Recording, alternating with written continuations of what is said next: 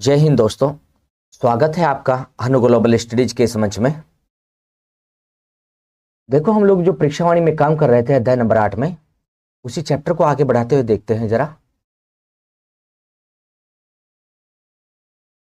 हमने कहां तक इसमें काम किया था? हम लोग बंदोबस्त भी कर चुके थे, फसल भी कर चुके थे, सिंचाई भी कर चुके इसमें, और उत्तराखंड में हम लोग देखकर चलते मक्का भी हो चुका था, ये सरसों, दालें, खाद्यान्न, सब्जी, मसाले, अखरोट, औषधीय एवं अन्य फसलें यहां पर आ चुके थे हम लोग। उत्तराखंड की परीक्षावाणी में हम लोग अध्याय नंबर 8 में औषधीय एवं अन्य फसलों पर आ चुके थे। तो देखिए जरा इसमें औषधीय एवं अन्य फसलें।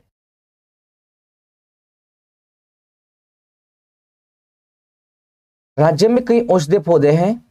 औषधीय पौधों के नाम याद रखने कुछ के, जैसे बेलाडोना, कुटकी, अफीम, मिंट, गंधा, पामारोजा, तुलसी, पायरेथम। इनमें से सबसे इंपोर्टेंट बता देते हैं, बेलाडोना, कुटकी, अफीम और पायरेथम। ये सबसे इंपोर्टेंट है जो पेपर में पूछ लेते हैं उत्तराखंड में। यहां से तो उत्तराखंड में औषधीय पौधों के नाम देख रहे हैं, बेलाडोना, कुटकी, अफीम, पायरेथम। ये कुछ औषधीय पौधे हैं। इसके अतिरिक्त मिंट को भी जान ले, और गंधा और पामारोजा को भी जान ले। ये भी उत्तराखंड के औषधीय पौधे हैं। इसी के साथ में पेय पदार्थ उत्तराखंड में लेमन ग्रास और चाय, ये पेय पदार्थ है। पौधों की खेती की जाती है उत्तराखंड में। इनके अलावा बायोडीजल के लिए जैट्रोफा, तो जैट्रोफा का जो पौधा है किसके लिए प्रसिद्ध है? बायोडीजल के लिए। जैट्रोफा को हिंदी में क्या बोलते हैं? रतन ज्योत। हिंदी में नाम है इसका रतन ज्योत। जैट्रोफा को हिंदी में रतन ज्योत कहते हैं। तो औषधीय और अन्य फसलों में देखें बेलाडोना, कुटकी, अफीम, मिंट, और साथ में देखेंगे पामारोजा, तुलसी और पायरेथम। ये उत्तराखंड के औषधीय पौधे। लेमन ग्रास और चाय ये मुख्य पेय पदार्थ। और रतन ज्योत या जैट्रोफा की खेती के लिए कौन सा पौधा है? बायोडीजल। बायोडीजल के लिए हम लोग देखते हैं क्या मिलता है जी। यहां पर बायोडीजल किससे मिलता है? जैट्रोफा या रतन ज्योत। जैट्रोफा या रतन ज्योत के पौधे से क्या प्राप्त होता है? बायोडीजल। आगे प्रश्न देखो। बेलाडोना। राज्य में सर्वप्रथम बेलाडोना की खेती कुमाऊं क्षेत्र में शुरू की गई। बेलाडोना की खेती सबसे पहले कुमाऊं क्षेत्र में शुरू की गई। आज राज्य में कुटकी, अफीम, पायरेथम आदि कई औषधीय पौधों की खेती की जा रही है। कुटकी, अफीम, पायरेथम आदि कई औषधीय पौधों की खेती की जा रही है। और उत्तराखंड में सबसे पहले किस पौधे की खेती शुरू हुई थी? बेलाडोना की। ये याद रखेंगे। कुमाऊं क्षेत्र में शुरू की गई थी, और कुमाऊं क्षेत्र में भी रानीखेत।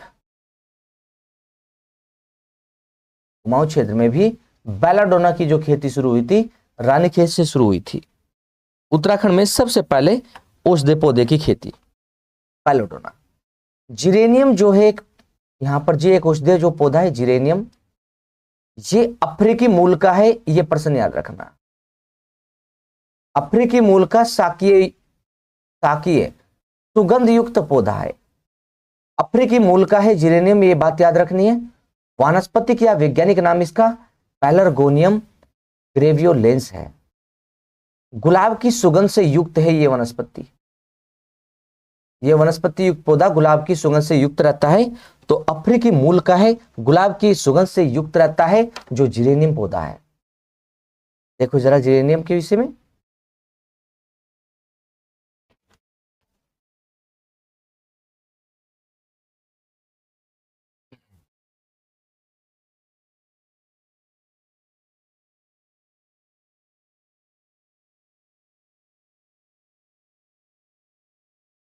इसका मुख्य उत्पाद सुगंधित तेल है।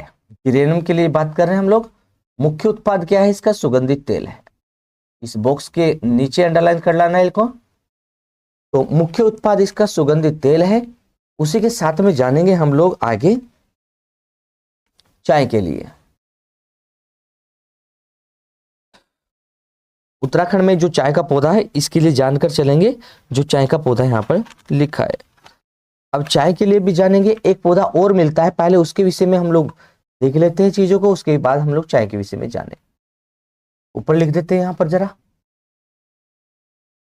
एक औषधि पौधा और मिलेगा, उसका नाम है जी पायरेथम। पायरेथम एक औषधि पौधा है, पायरेथम। पायरेथम जो औषधीय पौधा है ये कहाँ मिलेगा, तो हम लोग देखेंगे कब इसका प्रारंभ हुआ है। तो देखो जरा, ये यूरोपीय मूल का पौधा है। पहला प्रश्न तो ये है कि कैसा पौधा है, यूरोपीय, ये यूरोपीय मूल का पौधा है, यूरोपीय मूल का पौधा है पायरेथम। पायरेथम यूरोपीय मूल का पौधा है, और इसी के साथ में देखकर चले हम लोग, जो पायरेथम के साथ में देखेंगे इसका प्रारंभ कब किया गया, 1944 में इसका प्रारंभ हुआ। इस पौधे की खेती जो होने लगी यहां पर जी भारत में 1944, और भारत में देखिए उत्तराखंड में हुई है। पायरेथम का प्रारंभ 1944 में कहां से हुआ है, 1944 से रानीखेत,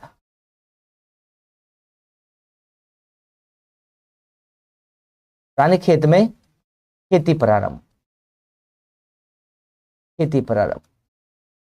तो इस पौधे की खेती जो शुरू हो रही है 1944 से हो रही है, रानीखेत से हो रही है, और मलेरिया मच्छर भगाने के लिए काम करता है। मलेरिया मच्छर भगाने में, मलेरिया मच्छर भगाने में हम लोग देखकर चलते हैं पायरेथम काम करता है। तो पायरेथम के विषय में जानकर रखना, यूरोपीय मूल का पौधा है, मलेरिया मच्छर भगाने में काम करता है, और 1944 से रानीखेत में इसकी खेती प्रारंभ हो गई थी। सुगंधित तेल की प्राप्ति इससे होती है। चाय के विषय में जानो। पहला प्रश्न तो यह है चाय के लिए कि कौन सी जलवायु का पौधा है, तो आर्द्र एवं उष्ण, आर्द्र एवं उष्ण जलवायु का पौधा है। पहला पॉइंट तो ये जाने, आर्द्र एवं उष्ण जलवायु का पौधा। दूसरा प्रश्न कैसे बनेगा यहां पर चाय से, हमने कहा कि वर्षा कितनी चाहिए इसे, 200 से लेकर 250 सेंटीमीटर वर्षा की आवश्यकता होती है। हमने कहा 200 से 250 सेंटीमीटर वर्षा की आवश्यकता होती है इसे, ये बात याद रखनी है। नेक्स्ट प्रश्न क्या बनेगा उत्तराखंड में, यह मध्य हिमालय और शिवालिक की पहाड़ियों के मध्य स्थित पर्वतीय ढालों पर चाय की पैदावार की जाती है, खेती की जाती है। ये याद रखना है, मध्य हिमालय और शिवालिक पहाड़ियों के मध्य पर्वतीय ढालों पर चाय की खेती होती है। तो कौन सी जलवायु का, आर्द्र एवं उष्ण का है, वर्षा 200 से 250 सेंटीमीटर, और कौन से हिमालय में, मध्य हिमालय और शिवालिक की पहाड़ियों के मध्य मिलता है। पर्वतीय ढालों पर चाय की खेती होती है। राज्य में चाय उत्पादन सर्वप्रथम 1830 से प्रारंभ हुआ। उत्तराखंड में चाय का उत्पादन 1830 से शुरू हुआ है। चाय के लिए सबसे पहले अगर आपको बता दें हम लोग यहां पर जी, चाय के लिए कि चाय में हम लोग देखते हैं यहां पर जी, चाय का विचार किसका आता है सबसे पहले यहां पर, कि चाय की खेती शुरू करनी है। तो एक व्यक्ति का नाम हम लोग पढ़कर चलते हैं यहां पर जी, बिशप हेयर। बिशप हेयर का सबसे पहले विचार था चाय की खेती शुरू करने का। हमने कहा चाय की खेती, चाय की खेती, चाय की खेती का विचार, चाय की खेती का विचार सर्वप्रथम 1824 में आया, और किसने दिया है, बिशप हेयर ने दिया। 1824 में बिशप हेयर ने चाय की खेती का विचार दिया है, जो 1824 को यहां पर पढ़कर चलेंगे। उसी के साथ में चाय की खेती का जो विस्तार हुआ, हमने कहा 1830 से तो उत्पादन शुरू हो गया है, 1824 में हम लोग देखते हैं चाय की खेती का विचार सर्वप्रथम किसका आ रहा था, बिशप हेयर का आ रहा था। और चाय का विस्तार, विस्तार किसके काल में हुआ है, विस्तार हुआ है कब, 1835 में। 1835 में विस्तार हुआ है रायले के काल में, रायले के काल में। 1835 में चाय का विस्तार हुआ रायले के काल में। और चाय की खेती का विचार सर्वप्रथम कब आया है? 1824 में। और चाय की खेती का विचार किसने दिया है? बिशप हेयर ने दिया है 1824 में चाय की खेती का विचार। हो गया ये। अब देखो इसमें जरा नेक्स्ट आगे देखो जरा, राज्य में उत्पादित ऑर्गेनिक चाय को जापान, कनाडा, हॉलैंड द्वारा परीक्षण करने के बाद श्रेष्ठ चाय घोषित किया गया। तो उत्तराखंड में किस चाय को श्रेष्ठ चाय घोषित किया गया है? ऑर्गेनिक चाय को उत्तराखंड में श्रेष्ठ चाय का दर्जा मिला, जो जापान, कनाडा और हॉलैंड के द्वारा हम लोग देखकर चलेंगे। ऑर्गेनिक चाय को उत्तराखंड में श्रेष्ठ चाय का दर्जा मिला है। जापान, कनाडा और हॉलैंड के परीक्षण के बाद इसे श्रेष्ठ चाय घोषित कर दिया गया है। उत्तराखंड में हम लोग जानकर चलेंगे। पॉइंट हुआ यहां पर जी। अब देखो जरा,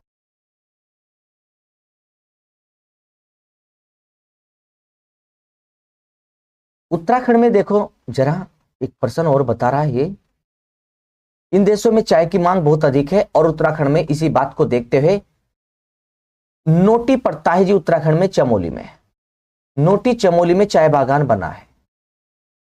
इसके अतिरिक्त चंपावत जिले में चाय बागान बना है। साथ में घोड़ाखाल, नैनीताल में चाय बागान बना है। के कुल 586 हेक्टेयर क्षेत्र को जैविक चाय या ऑर्गेनिक चाय के रूप में परिवर्तित कर दिया गया। नोटी चमोली को, चंपावत में चाय के क्षेत्र को, घोड़ाखाल, नैनीताल में चाय के क्षेत्र को जैविक चाय या ऑर्गेनिक चाय के रूप में परिवर्तित कर दिया गया। तो उत्तराखंड की ऑर्गेनिक चाय किन देशों के द्वारा घोषित है? जापान, कनाडा और हॉलैंड के द्वारा घोषित है। गढ़वाल क्षेत्र के गड़ोली कोड़ी में 1843 में चाय फैक्ट्री स्थापित की गई। तो गड़ोली कहां पड़ता है? कोड़ी, गढ़वाल में। और यहां पर चाय फैक्ट्री कब की है? 1843 में चाय फैक्ट्री लगाई गई। वर्तमान में राज्य के 9 जिलों में चाय विकास कार्यक्रम चला हुआ है। अब देखो, कौसानी, भीमताल, भुआली, चोकड़ी, कोटा, बाग, ये टी स्टेट चाय बागान ब्रिटिश शासनकाल से ही विख्यात रहे हैं। अब पर्सन कैसे कैसे बनेंगे उन पर भी आ जाओ।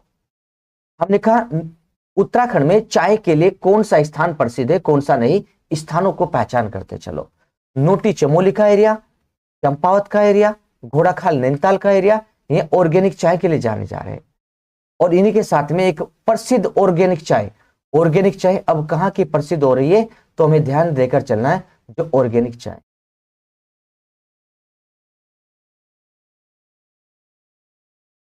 ऑर्गेनिक चाय, ऑर्गेनिक चाय की जो बात करते हैं हम लोग, जो जैविक चाय है, ये कोसानी क्षेत्र पड़ता है जी, बागेश्वर में। कोसानी, कोसानी बागेश्वर में पड़ता है। पहले अल्मोड़ा में होता था जी कोसानी, लेकिन ये एरिया अब बागेश्वर में चला गया। कोसानी बागेश्वर की जो चाय है, ऑर्गेनिक चाय, वो बहुत प्रसिद्ध है। इसके अतिरिक्त चाय फैक्ट्री गडोली, पौड़ी, गढ़वाल में 1843 में लग गई थी। और घोड़ाखाल भी चाय के लिए प्रसिद्ध है। लेकिन ऑर्गेनिक चाय वर्तमान में सबसे ज्यादा कहां की प्रसिद्ध है, ये हम लोग ध्यान देकर चलेंगे, कहां की प्रसिद्ध हो रही है, तो देखेंगे इसे जरा आप लोग जी। ऑर्गेनिक कोसानी बागेश्वर। देखो, उत्तराखंड में चाय विकास बोर्ड कब का है? ये 11 फरवरी लिखा है, आप लोग इसे 12 फरवरी बनाना। 12 फरवरी, 11 फरवरी के स्थान पर 12 फरवरी करना। चाय विकास बोर्ड 12 फरवरी 2004 में तैयार किया गया। उत्तराखंड में चाय विकास बोर्ड कब का है? तो 12 फरवरी 2004 का है। अब देखो लिखा भी है, कोसानी बागान में की गई है। तो निजी क्षेत्र के सहयोग से अत्याधुनिक चाय फैक्ट्री की स्थापना बोर्ड व निजी क्षेत्र के सहयोग से कोसानी बागान में की गई है। राज्य में अंग्रेजों द्वारा चाय का पौधा या चाय के बीज कहां से मंगाए गए थे? चीन से। अंग्रेज लेकर आए थे हमारे यहां पर चाय के बीज, कहां से? चीन से लेकर आए थे। और देखो चाय बागान देखो जरा, उत्तराखंड में कहां कहां पर है? 2012 से लेकर 2015 तक 3 नई चाय फैक्ट्रियां लगाई गई है। और नई चाय फैक्ट्रियों के नाम देखो जरा। नोटी कहां पड़ा है? चमोली में। नोटी कहां पड़ा है हमने? चमोली में। इसके गोला करके लिख देंगे चमोली। नोटी चाय क्षेत्र चमोली में। और इसी के साथ में नोटी चाय क्षेत्र के साथ हरिनगरी, हरिनगरी चाय क्षेत्र कहाँ पड़ा है? हरिनगरी गरुड़ में। और गरुड़ क्षेत्र कहाँ पड़ता है? हमने कहा हरिनगरी गरुड़ कहाँ पड़ेगा? है बागेश्वर, बागेश्वर में। हरिनगरी चाय क्षेत्र गरुड़ क्षेत्र में है और गरुड़ कहाँ पर है? बागेश्वर में, बागेश्वर बता रहे। तो हरिनगरी चाय क्षेत्र गरुड़ बागेश्वर में है, नोटी चमोली में है। यहाँ पर चाय फैक्ट्रियों की स्थापना कर उच्च गुणवत्ता युक्त ऑर्थोडॉक्स चाय उत्पादित की जा रही है। यहां से भी हमने कहा इससे पहले बोर्ड द्वारा एक चाय फैक्ट्री की स्थापना चाय बागान के लिए घोड़ाखाल नैनीताल में की गई थी। अब देखो 3-4%। नोटी चाय बागान है चमोली का, हरिनगरी चाय बागान है गरुड़ बागेश्वर का, और एक देखो जरा घोड़ाखाल चाय बागान है नैनीताल का। कोसानी चाय बागान है, कोसानी वाला तो हम लोग कहेंगे ये कहाँ मिलेगा? कोसानी बागेश्वर में। यानी कहाँ मिलेगा? बागेश्वर, बागेश्वर में मिलेगा कोसानी। तो ये चाय बागान प्रसिद्ध हो रहे हैं जो हम लोग देखकर चल रहे हैं। इन चाय बागानों को जानकर चलेंगे, ये प्रसिद्ध हो रहे हैं। नोटी है, हरिनगरी गरुड़ है और इसी के साथ में घोड़ाखाल है और कोसानी चाय बागान है। ये प्रसिद्ध हो रहे हैं यहाँ पर चाय के लिए। जरा अब देखो जरा इनमें, अब चाय के लिए और भी कुछ बातें हैं जो इंपोर्टेंट है, उन्हें आप लोग देख लेना। जरा हम लोग लिखवा देते हैं कहीं पर आपको, आप लोग उन्हें भी नोट कर लेना। एक चाय बागान मिलता है आपको जी जेमिन्सन, ऑप्शन आ जाता है जेमिन्सन, जेमिन्सन चाय बागान, जेमिन्सन चाय बागान। ये कहाँ मिलेगा? तो ये है जी देहरादून में। और एक है जोन्स, जोन्स चाय बागान, जोन्स चाय बागान, जेमिन्सन और जोन्स चाय बागान। जोन्स का चाय बागान कहाँ है? नैनीताल, नैनीताल। जोन्स चाय बागान नैनीताल, और नैनीताल के भी किस क्षेत्र में? भीमताल में। नैनीताल के भीमताल क्षेत्र में पड़ता है जोन्स चाय बागान। और चाय बागान एक है जी आपका डेरियाज, डेरियाज चाय बागान, डेरियाज, डेरियाज चाय बागान कहाँ है? डेरियाज चाय बागान, तो डेरियाज चाय बागान पड़ता है रामगढ़ नैनीताल में, रामगढ़, रामगढ़ नैनीताल में डेरियाज, डेरियाज चाय बागान रामगढ़ में। एक है मेजर कार्बेट, काफी है जी, हम तो मेन की बात कर रहे हैं आपके साथ अभी। मेजर कार्बेट चाय बागान, मेजर कार्बेट चाय बागान। ये मेजर कार्बेट चाय बागान कहाँ बना?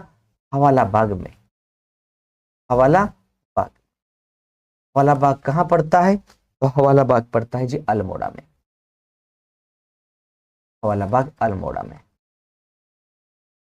बाकी कोसानी में भी है और भी चाय बागान हमने जाने यहाँ पर जी। आइए योजना और कार्यक्रम में देखिए उत्तराखंड के योजना कार्यक्रम। राज्य में कृषि व संबंधित क्षेत्रों के विकास के लिए राष्ट्रीय बीमा योजना, कृषि फसल बीमा योजना आदि चलाए गए। हम लोग डायरेक्ट प्रश्न पर पहुंचते हैं। कृषि नीति 2018, 2021 में आ गई अब तो कृषि नीति नई वाली भी। तो यहां पर एक प्रश्न लेना बस हमें यहां से, उत्तराखंड में प्रथम कृषि नीति वर्ष 2011 में लागू की गई। तो उत्तराखंड की पहली कृषि नीति कब लागू हुई है, यह प्रश्न लेकर चलना है। 2011 में उत्तराखंड की पहली कृषि नीति जारी हो गई थी। नेक्स्ट आगे देखो, राज्य में गुणात्मक बीजों के लिए उत्तराखंड स्टेट सीड सर्टिफिकेशन। तो उत्तराखंड स्टेट सीड सर्टिफिकेशन का अभिकरण ये कब स्थापित हुआ है उत्तराखंड में? उत्तराखंड स्टेट सीड सर्टिफिकेशन अभिकरण 14 मार्च 2001 से स्थापित है। गुणात्मक बीजों की उपलब्धता सुनिश्चित करने के लिए उत्तराखंड स्टेट सीड सर्टिफिकेशन अभिकरण की स्थापना 14 मार्च 2001 को हुई और बीज अधिनियम 1966 के अंतर्गत इसे अधिसूचित फसल प्रजातियों के रूप में मानक प्रमाणीकरण दिया गया है। तो एजेंसी का मुख्य कार्य है बीज अधिनियम 1966 के अंतर्गत अधिसूचित फसल प्रजातियों के बीजों को का मानक रूप में प्रमाणीकरण करना। तो बीज अधिनियम कब का? 1966 के अधिनियम के तहत यहाँ पर क्या बना है? Uttarakhand state seed certification agency बनी है। पुरानी किताब वालों के पास ये डाटा नहीं होगा तो ये नोट कर लेना। आगे देखो, ऑर्गेनिक सर्टिफिकेशन एजेंसी कब की है? तो ऑर्गेनिक सर्टिफिकेशन एजेंसी उत्तराखंड में 8 जून 2006 से Uttarakhand state organic certification agency Dehradun में अधिकृत की गई या जारी की गई, वहां पर यह एजेंसी स्थापित की गई। तो 8 जून 2006 को Uttarakhand state organisation certification agency. और बीज अधिनियम कब का है? तो बीज अधिनियम को हमने जाना यहां पर जी, कब का है ये? तो 14 मार्च 2001 का है। देखो नेक्स्ट आगे, मृदा प्रशिक्षण कार्यक्रम। इससे आगे चलो, जैविक खाद उर्वरक। मृदा में उपयोगी पोषक तत्व की मात्रा की पूर्ति के लिए जैविक खादों का उपयोग सदैव रहा है। इससे आगे चले, यहां पर प्रश्न को देखना अब पेपर के लिए, अंडरलाइन करना, जो बताएंगे बस वही बात। जैविक राज्य ये अंडरलाइन करना, जैविक राज्य अंडरलाइन किया है। जैविक खेती को प्रोत्साहन देने के लिए, प्रोत्साहित करने के लिए उत्तराखंड को जैविक राज्य घोषित किया गया है। तो उत्तराखंड एक जैविक राज्य है, ये बात याद रख के चलनी है हमें कि उत्तराखंड एक जैविक राज्य बनाया गया है उत्तराखंड जी।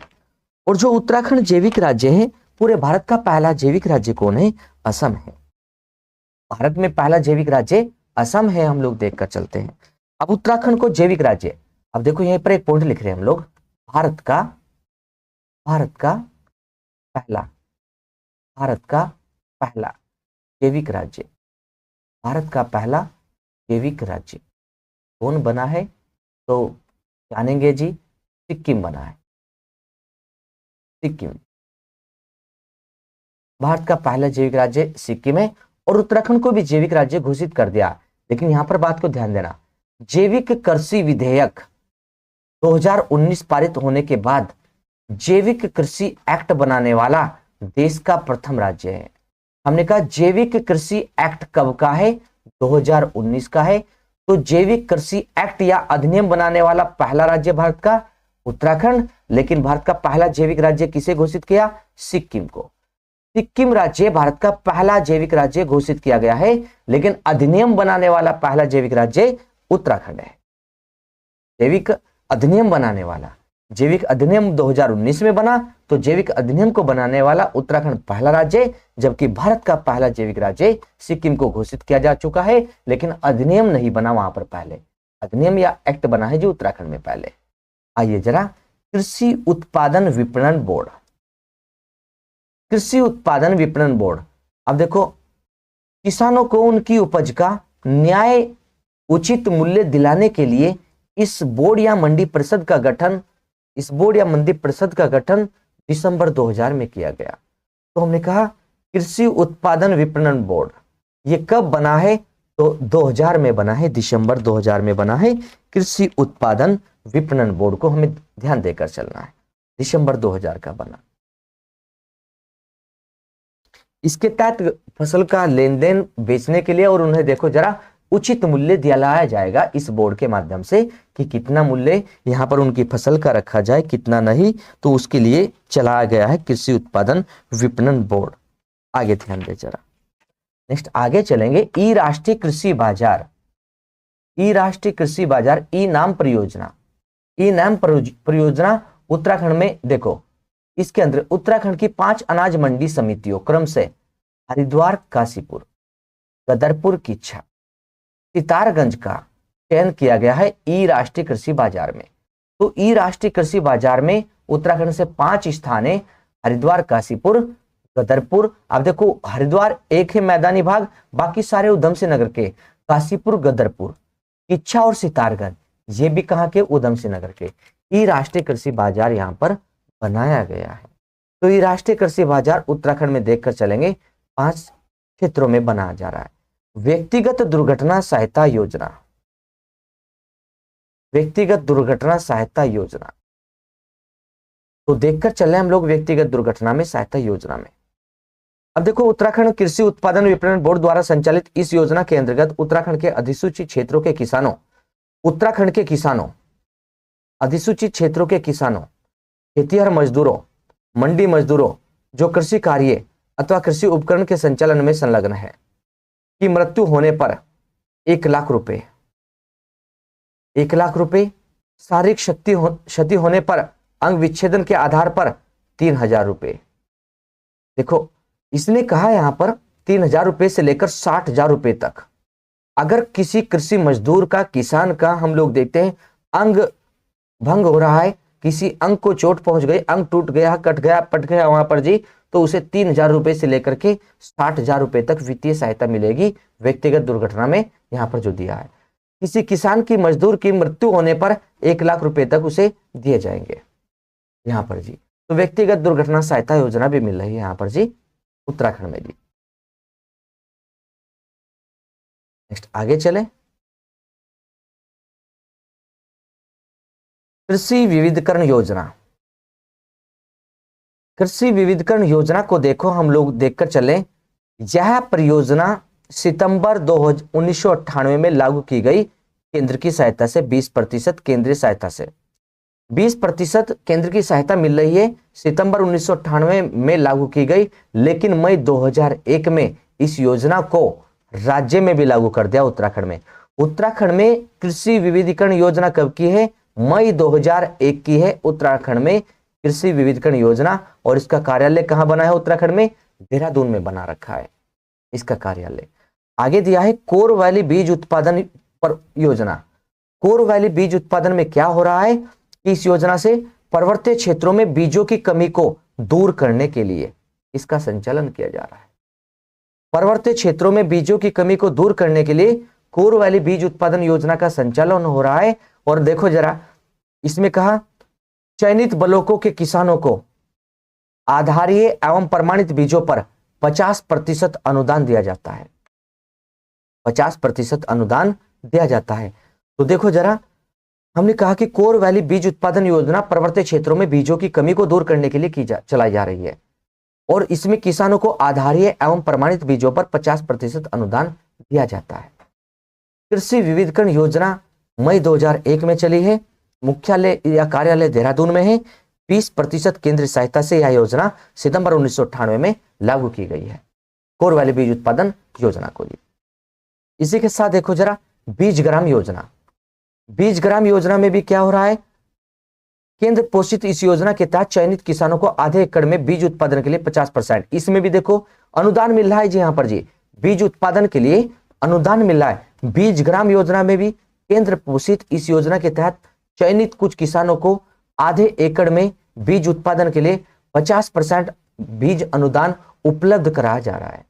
50% बीज अनुदान जी। किसान सूचना एवं परामर्श केंद्र है आगे।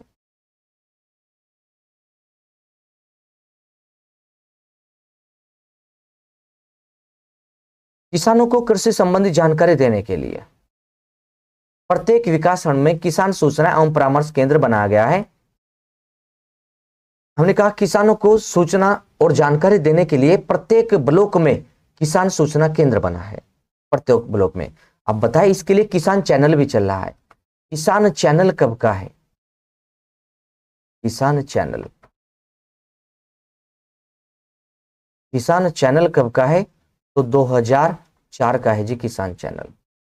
किसान चैनल 2004 का है, हमें ये बात ध्यान देकर चलनी। किसान चैनल 2004 का है। उसी के साथ में आगे देखो जरा, किसान रत्न सम्मान कब से दिया जा रहा है उत्तराखंड में? 2010 से। किसान रत्न सम्मान, कृषि और पशुपालक में अच्छा प्रदर्शन करने वाले किसानों को सम्मानित किया जा रहा है 2010 से। हमने कहा किसान रत्न सम्मान कब से है? तो 2010 से किसान रत्न सम्मान। प्रधानमंत्री किसान सम्मान निधि, यह भी याद रखना है, पीएम किसान योजना। पीएम किसान योजना 1 दिसंबर 2018 से प्रारंभ की गई। उद्देश्य क्या है इसका? उद्देश्य भी आ जाते हैं, किसानों को न्यूनतम आय संबंधी सहायता प्रदान करना। किसानों को न्यूनतम आय संबंधी सहायता प्रदान करना किसान सम्मान निधि का उद्देश्य है। क्या हो रहा है इसमें? देखो एक अन्य विशेषता देखो, ये किसानों को प्रतिवर्ष कुल 6,000 रुपए 3 समान किस्तों में दिए जाएंगे। किसानों को प्रतिवर्ष 6,000 रुपए 3 समान किस्तों में दिए जाएंगे।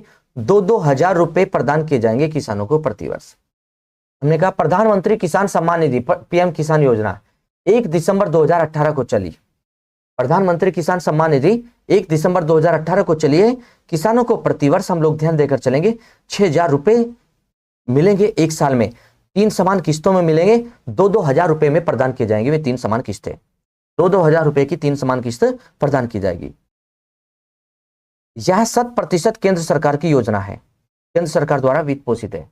100% केंद्र सरकार द्वारा वित्त पोषित योजना है। तो हमने कहा प्रधानमंत्री किसान सम्मान निधि योजना, पीएम किसान, प्रधानमंत्री किसान सम्मान निधि योजना, पीएम किसान योजना 1 दिसंबर 2018 की चली है और किसानों को न्यूनतम आय संबंधी सहायता प्रदान करना इसका उद्देश्य रहा है। न्यूनतम आय 1 साल में 6,000 रुपए और कितनी किस्तों में? 3 किस्तों में मिलेंगे, 2-2 हजार रुपए करके प्रत्येक किसान को। यहां पर जो किसान है इसके लिए यहां पर ध्यान देंगे 100% केंद्र सरकार द्वारा वित्त पोषित है। ये योजना केंद्र सरकार की योजना है। उल्लेखनीय है कि दिसंबर 2023 तक इस योजना के 9.09 लाख किसान पंजीकृत हो जाएंगे, रजिस्टर्ड हो जाएंगे लगभग 2023 तक। तो आर्थिक सर्वेक्षण हुआ है 2022-23 के अनुसार, हम लोग देखकर चलेंगे 1903.68 करोड़ का आवंटन किया जा चुका है प्रधानमंत्री किसान योजना में। 2022-23 की आर्थिक सर्वे में 1903.68 करोड़ रुपए बांटे जा चुके हैं। प्रधानमंत्री किसान मानधन योजना PMKMY कब से प्रारंभ है? 12 सितंबर 2019 से। लागू कब हो रही है? 9 अगस्त 2019। इनके क्या विशेषता बनी है? विशेषता पेपर में आती है तो ध्यान देकर चलेंगे। केंद्र सरकार की योजना है।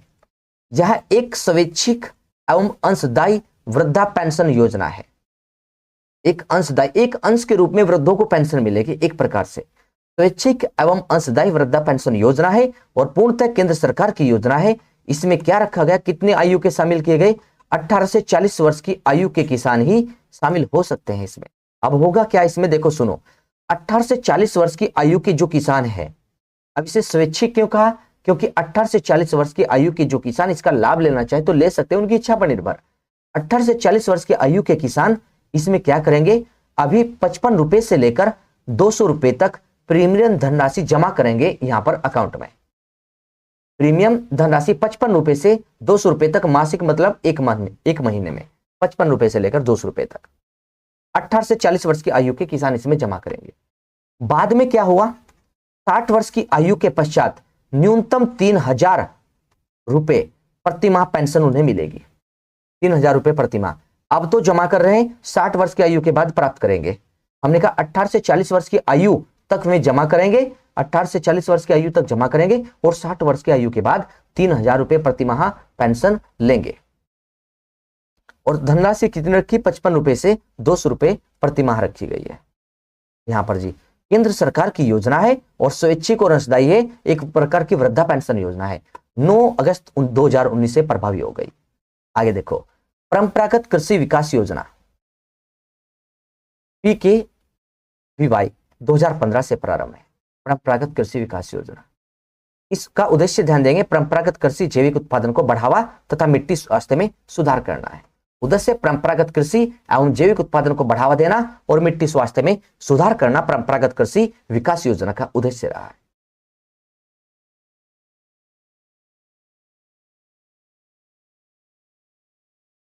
हो गया?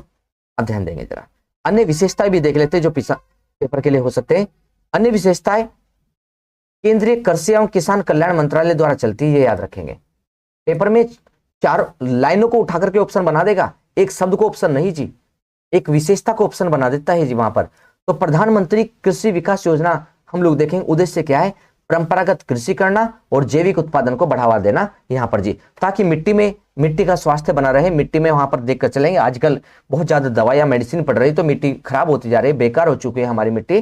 तो वहां पर मैं परंपरागत कृषि करके जैविक उत्पादन को बढ़ावा देना चाह रहे हैं। उसी के साथ देंगे हम लोग यहाँ पर जरा कृषि एवं किसान मंत्रालय, कृषि एवं किसान कल्याण मंत्रालय द्वारा इसे चलाया जा रहा है। अब इसी के साथ चलो आगे।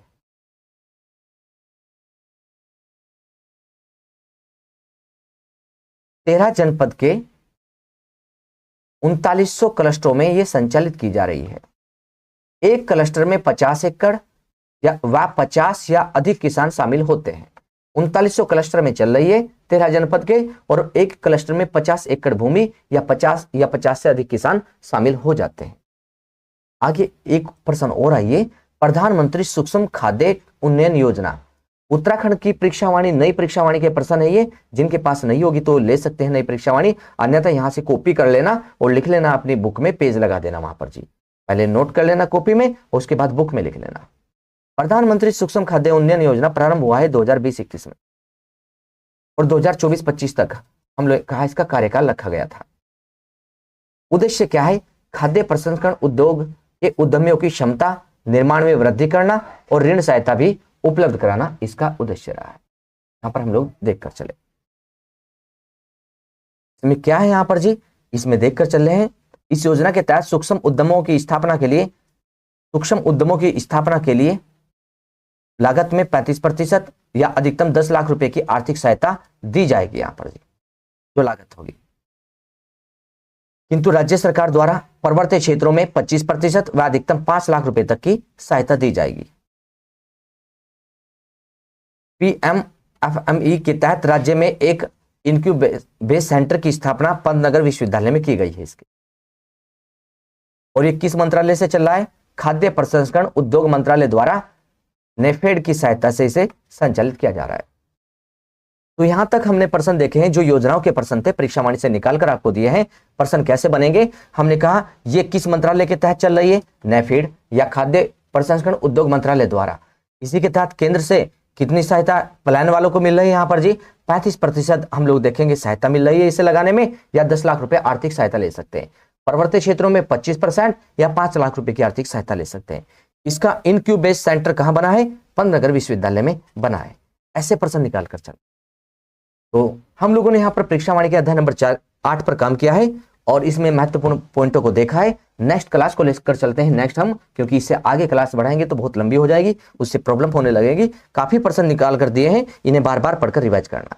तो मिलते हैं नेक्स्ट क्लास में, ध्यान रखिए, पढ़िए अच्छे से आप लोग। धन्यवाद।